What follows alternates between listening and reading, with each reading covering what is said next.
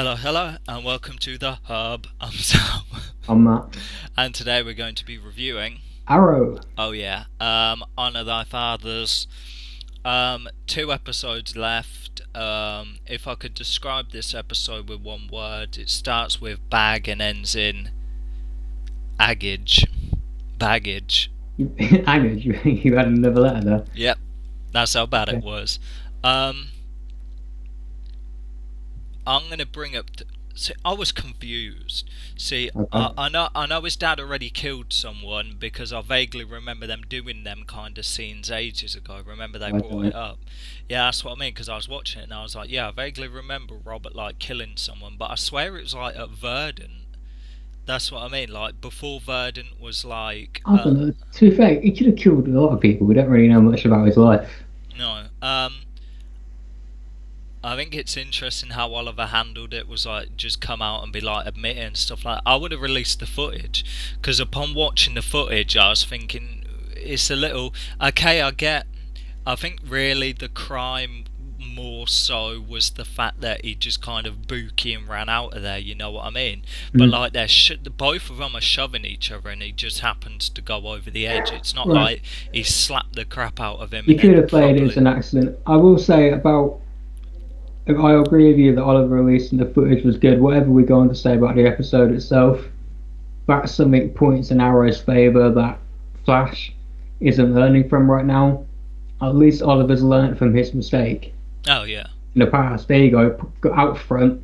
You screwed up before. I did it wrong. I've fixed it. I've addressed the problem. So that was good. Yeah. Whether the episode itself was, we'll get into. I think Barry has to become like the mayor of Central City before he starts to learn his lesson. That's Oh, the problem. Mayor Oliver's like mayor, so he's starting to learn stuff now. Thea came back, mm. pointless. It was pointless, wasn't it? She Why was she there? her I get outfit. they're doing a thing with the dad, but she didn't need to be there, did she? What was the point? I need to be nitpicky, but her outfit wasn't as good as her outfits normally are. Like I liked her Yeah, jacket. Do you know she had the grey light jacket on, but I didn't like the t-shirt. I can't say okay. I pick up on these things Yeah. when there's not much going on and I'm not interested in what they have to say. I look at what they're wearing. It's just complete. It's like we know she's got like contract issues. You can only be in a certain number of episodes, whatever it might be. But what's the point? That seems like a waste. um, Just rather stand there, talk with Oliver, watch a video, and then she's gone again. yeah, and it's like, oh, you have to look after your brother. He's not as strong as you. What a load of crap. Legit, Is it? kind of. Oh yeah, I suppose. Apart, because coming off, obviously she was like the It's immature true. kind I of mean, girl, but exactly. But what I mean is, it's true now. hmm, It wouldn't have been true when he made that. Well, actually, to be fair, Oliver was a mess at the time. Okay, all right, I'll take it back. It might have been true at the time as well. yeah. Also, like, okay, like I guess the big plot of the thing is like the Harvey Dent axe stuff. Basically, they took from Dark Knight Rises. Now DA Chase is like a serial killer. Everyone who's everyone that is Oh yeah. prosecuted has been released. One of them Oh being God, some you're right. guy. Another Batman thing. They keep taking from those damn Nolan movies, which are great, but oh my God. Yeah, but I think that's just law anyway. If they glazed over that, people would have been like, "Yo, so free ticket." Mhm. Big issue for me. This Sampson guy, like, I don't think I've ever seen him before, but I did miss the first half of this What season. Samson guy? Who's he?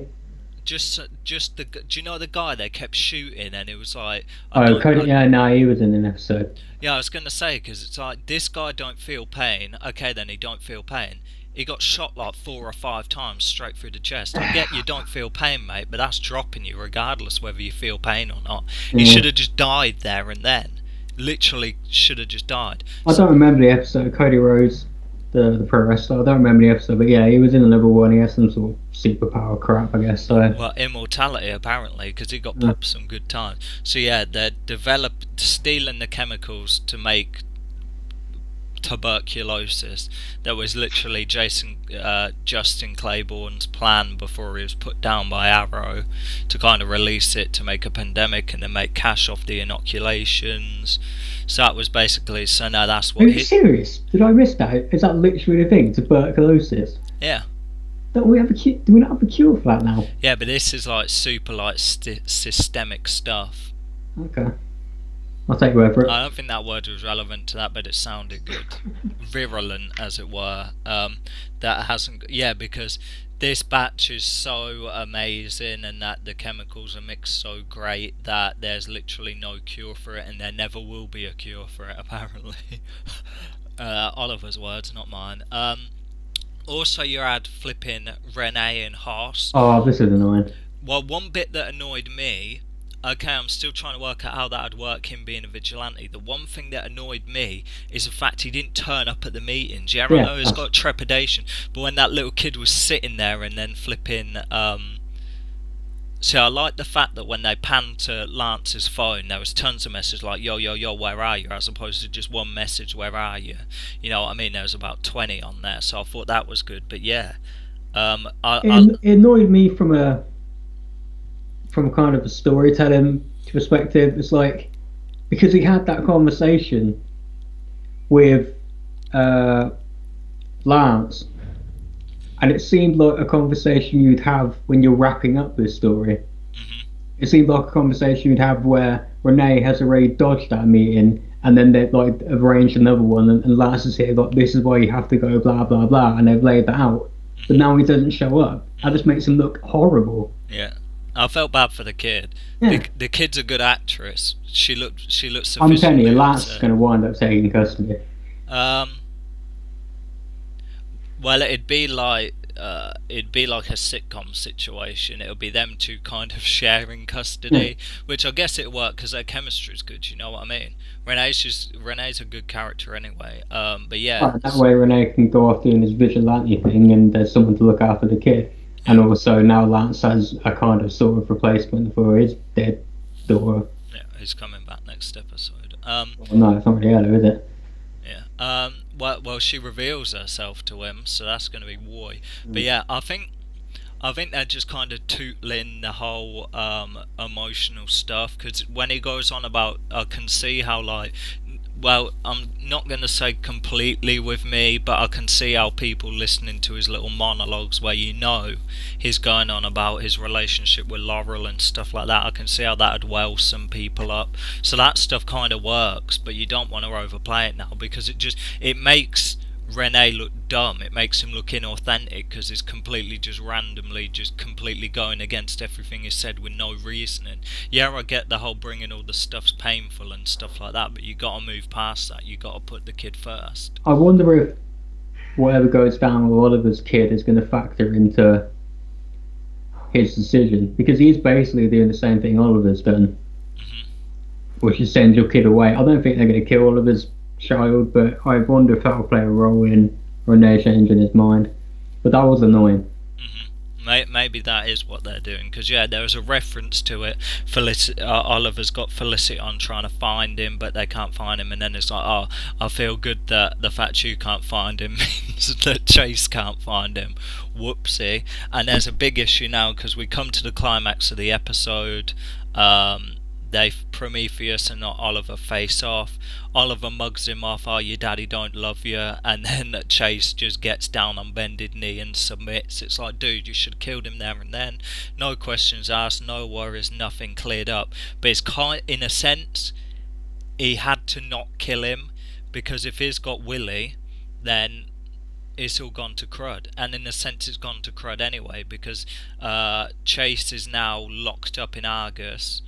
Oliver can become Green Arrow again, but the problem is, if he's got the kid stashed somewhere, it's all gone to crud. If he died, the kid would have starved, and now he's in Argus. If he don't talk, the kid's gonna starve. So that's his kind of trump card. So I was thinking to myself, is that like where he wants to be?